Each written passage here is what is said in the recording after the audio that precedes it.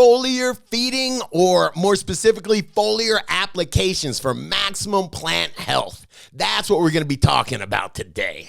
But before we do, this video is brought to you by Real Growers Grow Dots, the absolute fastest and easiest way to feed your plants. You mix Grow Dots in the beginning of your grow, and they feed all the way to harvest. Check out more over at realgrowers.com.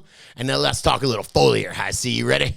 I am, man. So help me understand, what is foliar feeding, and if I'm already feeding my plants nutrients like Grow Dots or something, why would I even need to worry about foliar feeding? All right. A fancy word, foliage, means leaf. And we're just applying these nutrients straight to the leaf. And if you think about how a plant works, normally we apply nutrients to the soil.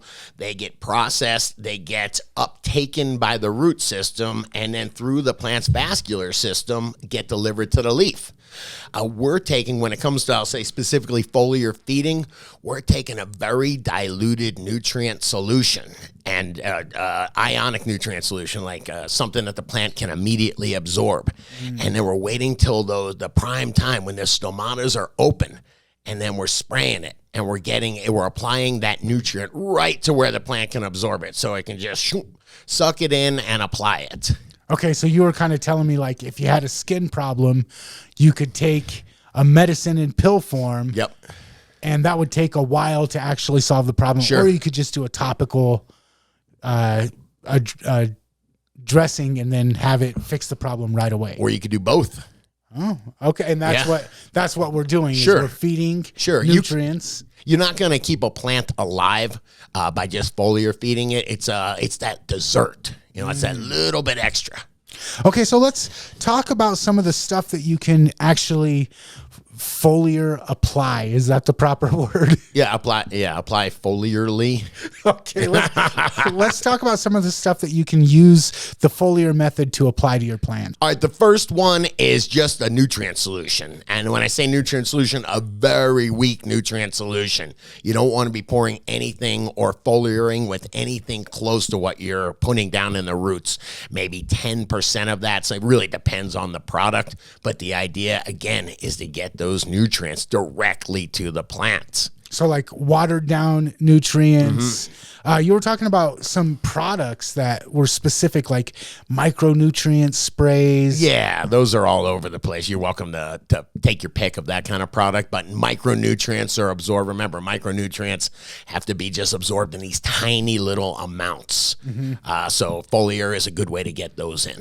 Okay, what about Epsom salt? I think you said something about using foliar to apply your Epsom salt one time. Yeah, because magnesium sulfate, magnesium is easily translocated. It's easily moved around the plant. It's water soluble. So if you put it right on your plants, right where it's supposed to go, it's easy to go in there and hop right in there and start fixing the deficiency. Okay, and the next one kind of shocked me because it just didn't make sense. You said seaweed or seaweed supplements actually come in a liquid form? Yeah, there's kelp extracts, and you do have to be careful of them because you want to spray them like early in veg rather, or in veg. I won't want to spray that stuff in flower, but kelp is loaded A with micronutrients and B with these phyto means plant hormones that kelp's the fastest growing plant in the world, grows in the sea. But if you can take those hormones that are responsible for that growth and get them on your plant, they do transfer over. So kelp's a great one, and it goes right on foliarly. And then the next one that you were talking about was, I don't know if it's humic and fulvic or just fulvic acids. Fulvic, it's important. When you look at humic and fulvics, a lot of times they're described as very similar things. They get grouped together when you can separate them. And humic acid's the heavy part, a bigger molecule. Fulvic acid is this really small, light molecule that will allow you to foliar it. Fulvic, foliar. Okay, and then the last one that we wanted to cover was neem oil. Yeah, neem oil it's an oil, and it gets all over your plants, and I personally don't like it. It's I prefer something like azadirachtin, which is it's the THC of neem oil. You know, it's the active ingredient that they squeeze out. I don't like to put something that's too heavy on the foliage. I'd even be really careful with the kelp, putting a heavily diluted kelp on there. But what is neem oil for? Because it's not a nutrient. It's not. No, it's a pest. I guess a pesticide. I don't know if you'd call that pest resistance. It smells terrible. It tastes terrible to the bugs too. So it helps keep your plants unattractive to the bugs. Yes. And obviously that's not something that you want putting in the soil and going through the roots. You just want that topical. Yeah, it won't. It's too big of a molecule to get taken up through there. Okay, so you mentioned like a topical skin ointment earlier, and yeah, obviously to me this seems like the best benefit of it is that it offers a fast fix. You don't have to work your way through the roots. You can just go straight to the outer part of the plant. To where the problem is. Yeah, absolutely. And you got to do it right though. And where would that be? You talked about like dealing with deficiencies rather than waiting for it to go through the roots. Explain why a foliar might be better for dealing with certain deficiencies, and which deficiencies. We'll take a magnesium deficiency. Nitrogen is one. These are all really mobile nutrients. So when you spray a little bit of with Epsom salts or whatever your magnesium is or whatever your nitrogen is, that's that weak nutrient solution. It's able to, think about it, it doesn't have to take that highway, that long highway all the way up. It is right where it needs to be. Right there on the leaves. If you notice the magnesium deficiency, yep, you can deal with it right there. Yes, the intervenal chlorosis. Okay, cool. That sounds smart. And then obviously we were talking about pest control. You don't want that going to the roots. It's better to just apply it to the top of the plant. Yeah, a lot of that stuff, especially like oils and whatnot, are not soluble through the roots, so they can't be delivered through the roots. And then talking about roots, you told me sometimes you have drought and that makes your roots not be able to do their job. Any kind of root damage. We've all gone in and seen the water shut off or whatever, but we've had root damage before and your highway is all broken up. I like to think of it as a highway. And so, yeah, if that's the case, what do? You go to the source and you give them what they need. And then also other issues that you might have with your roots, your soil might have bad pH, might be locking out the nutrients, get those little bit of extra nutrients through foliar to deal with that. Absolutely. It's a quick fix while you're waiting for your roots to repair themselves. Okay, cool. So we've talked a lot about why you might want to do it. Let's spend a little bit of time talking about making sure that we're doing it the right way. So let's go through some tips on how to use a foliar application. It's important because you can screw it up. You can definitely cause damage if you don't know what you're doing foliarly. Man, there's got to be a better word than that, right? So when's the best time, if I'm going to foliar, when's the best time to foliar? This is important, man. Okay, you need the stomata open. Stomatas are the pores of the leaf. The pores of the leaf have to be open so you can get this nutrient in. If the pores are closed, it's just going to run off, or not get absorbed.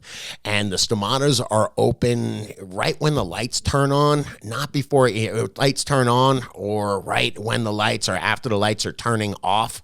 I spray in the mornings right when the lights turn on because I don't have a wet area for the rest of the night. Okay, the other concern that I had was I know that water likes to bead up. Yes. And if it's the middle of the day, those beads can intensify the light. So can you give me some tips on that? Absolutely. This is an easy and inexpensive one. Okay, and what we're talking about is when water will bead up. We've all seen it bead up, and if you take a look at that, it's kind of like a lens. And so your very bright lights, look at that or treat that like a lens, and you can get burning, a lot of burning from foliar. So what we want to do is I call breaking the surface tension of the water droplet. It means flattening it out. And to do that, I use a drop of Dawn dishwashing detergent, or just dishwashing detergent in general, but just a drop of it per gallon will break that surface tension, and then it's flat. So it's flat. It's not going to just roll off, and it's not going to cause that lens light effect. Yeah, that light intensification. What about types of things to use to foliate, I think is the right word. I've seen like misters, I've seen spray bottles. What should I be doing with? The smaller the particle size, the better. For $80 online, you can buy a fogger, and a fogger has such a particle size, small particle size, it's surrounded by air. And that's the smallest particle size, the better chance you get of it sticking to the leaf and then getting absorbed in there. Okay, and then and by the way, a spray bottle will work too. A fine atomized spray bottle for $5 or $6 you can get at any store will work as well. But the finer of a mist you get, the better. And big giant droplets, no good, man. At least get yourself a nice fine mist. Okay, and we were talking about time of day. Yeah. To spray. What about time or period of the life cycle of the plant itself? Is there times where you don't want to be applying foliar? Yeah, this is an easy one. You know the answer to this. When you got big fat buds, you don't want to be spraying water on them. You don't want to be spraying anything because it will leave a residue. A lot of these things, that's why you spray it in such a small concentration, because you're not trying to get a residue on the leaves unless you're talking something like neem oil. And why not? Why is it not a good idea to have that in flower, late in flower? Because of molds and bud mold specifically, but B, because I'm trying to grow a super high quality, clean flower with terpene expressions. You want to put some neem oil on there or some kind of salt-based chemical, anything. That's what's going to be combusted and inhaled in my lungs, man. So I want to be really careful. Okay, and then the last thing you were talking about, sometimes you can mix certain things together. If I'm trying to do neem oil plus I'm trying to get some nutrient on there. Yeah. Is there any way that could go wrong? Oh, yeah, a ton of ways, man. Compatibility, they call them tank mixes in commercial ag. And yes, silica doesn't play with other things. There's a way to add silica a specific way.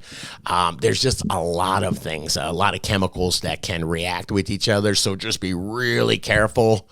I would consult someone that's done it before. Ask the internet, man.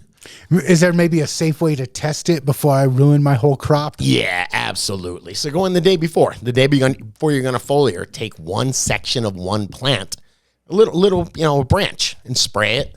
See what happens. If you come back and it's, folded over itself or it's got spots on it, then you messed up, and then do the rest the next day. But that's me. That's how I do it. What about y'all? Do y'all foliar feed? Let me know your best tip in the comments. And if you like this video, smash that like button, hit that subscribe button, and check out the other couple videos YouTube's recommending.